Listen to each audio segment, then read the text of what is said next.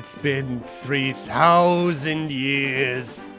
Hello everyone, and welcome to Let's Play Pokemon FireRed. My 200th Let's Play, if things have counted out correctly. I'll talk more about that in a bit though. In the world in which you're about to enter, you'll embark on a grand adventure with you as the hero. Speak to people and check things wherever you go, be it towns, roads, or caves. Gather information and hints from every source. New paths are open to you by helping people in need, overcoming challenges, and solving mysteries. At times you will be challenged by others and attacked by wild creatures. Be brave and keep pushing on. Through your adventure, we hope that you'll interact with all sorts of people and achieve personal growth. That is our biggest objective. Press the A button and let your adventure begin.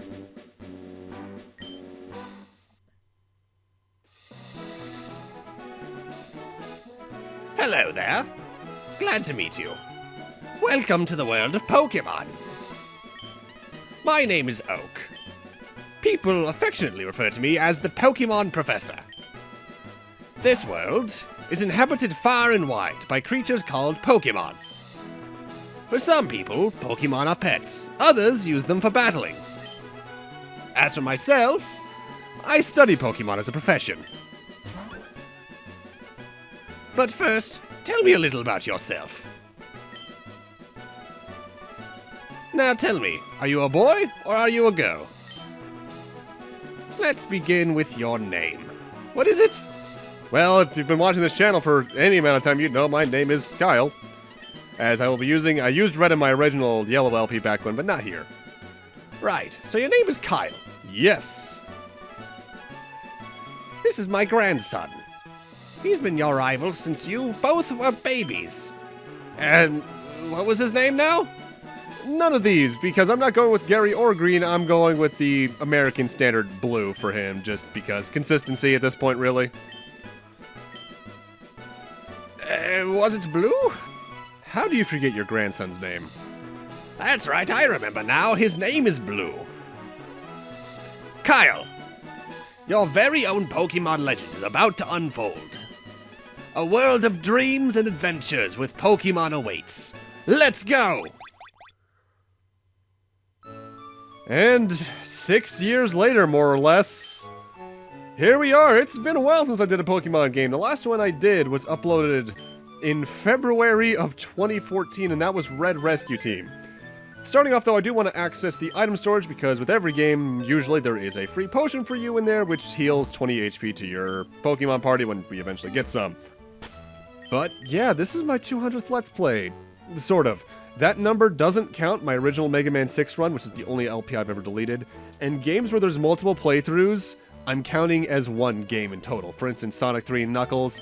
Sonic and Knuckles are one full playthrough of Sonic 3 and K. Same with X and Zero for X4, Leon and Claire for Resident Evil 2, so on and so forth. There are some caveats to it, but if my math checks out with what I say, that means this is 200, and it's weird that I've done that many. Also, hi, Stand By Me reference. And this is a bit of a personal one for me, too, because FireRed was the first Pokemon game I ever played, and I figured it's been long enough for the series. Let's go back and start doing these again, albeit with redoing, in a way, my Pokemon Yellow LP, because my Crystal and Yellow LPs have not aged well at all. I'm leaving them up, because I don't like to delete LPs, but yikes! Yeah, oh boy. Also, I should probably say this outright before I start cursing, because I'm not sure how COPPA is affecting Pokemon runs and stuff in general. If you're under the age of 13, don't watch the series, because I curse like a sailor. Either way, let's head on over to Oak's lab, because apparently we were supposed to go over there to meet him, because Blue's there. I study Pokemon as Professor Oak's aide. Cool. Professor Oak may not look like much, but he's the authority on Pokemon. I would assume as much given he's the professor. Although, at the same time, there's only 151 here in Kanto, yet he didn't know about the extra 100 just about 100 feet to the west? More like 100 meters, more than likely. What? It's only Kyle. Gramps isn't around. Okay, dick. I guess the professor's not here then. Let's get out of here. I should note, when it comes to this LP in towns, I'm not talking to most people in towns unless they have items for me. I'm only talking to people if they buy it, just for simplicity's sake. Hey, wait! Don't go out! It's unsafe. Wild Pokemon live in tall grass. You need your own Pokemon for your protection. I know. Here, come with me.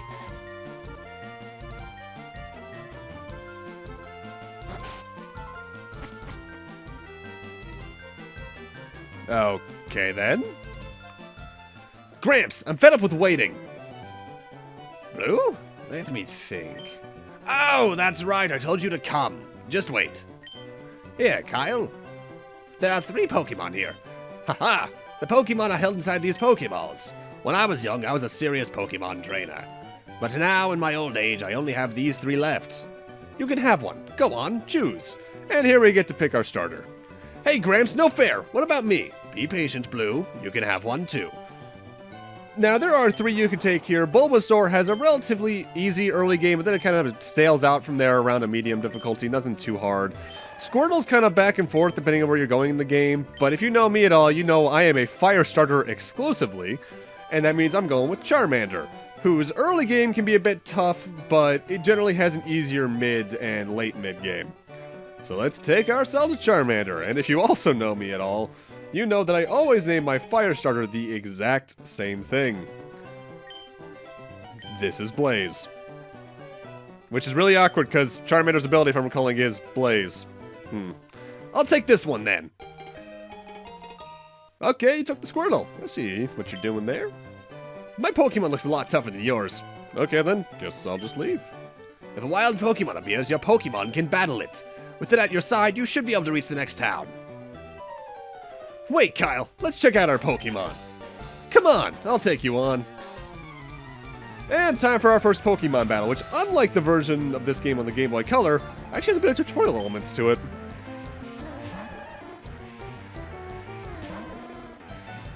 Oh, for Pete's sake, so pushy as always. Kyle, you've never had a Pokemon battle before, have you? A Pokemon battle is when trainers pit their Pokemon against each other. The trainer that makes the other trainer Pokemons faint by lowering their HP to 0 wins. But rather than talking about it, you'll learn more from experience. Try battling and see for yourself. Alright, so get this. Fight makes you fight. Scratch is our only attack move right now. Growl will lower the attack of the opponent Pokemon by 1 stage. Inflicting damage on the foe is the key to any battle. Whereas Tail Whip here lowers my defense by 1 stage. When it comes to stat-altering moves, they go up and down either direction, upwards of 6 levels. At minimum, at -6 stat levels, essentially, you're doing about that respective stat is about a 4th as effective. Whereas at a max, it's +6 levels, it's about 4 times as effective. And the first battle is just use Scratch and hope that Blue's Squirtle doesn't get a critical hit, or rather Blue's starter. I guess depends on what you chose. What? Unbelievable! I picked the wrong Pokemon! No, you technically chose the right one. Excellent. If you win, you earn prize money, and your Pokemon will grow. Battle other trainers and make your Pokemon strong. Okay, I like my Pokemon battle to toughen it up. Kyle, Gramps, smell you later. Kyle, raise your young Pokemon by making it battle. It has to battle for it to grow. Alrighty, so I guess with that, we can just leave Pallet Town.